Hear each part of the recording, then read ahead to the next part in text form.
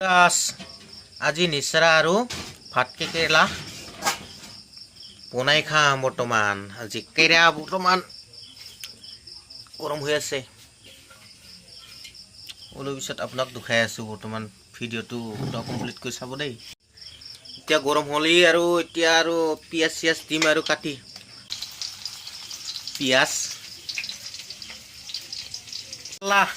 আৰু নেচেৰা আৰু কঁঠাল গুটি কোনে কোনে এনেকাকে শুকান ভাজি কৰি খাইছে কমেন্ট কৰি জনাব। আপোনালোকে খাই পাইছে যদি সোৱাদটো কেনে লাগে ক'ব।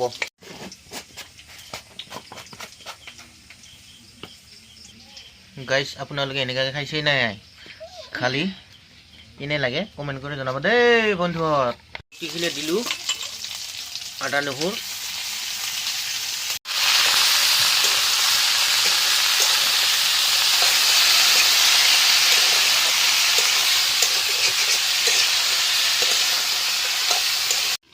ঢাকি দিলোঁ ঢাকন আৰু অলপ পিছত 5 মিনিট মান পিছত নাই বৰ্তমান আৰু ঢাকি দিছোঁ। অলপ পিছত আৰু ঢাকনখন এৰি আৰু পকৰকে লাৰি দিব লাগিব আৰু ধুঙা হৈ গৈছে।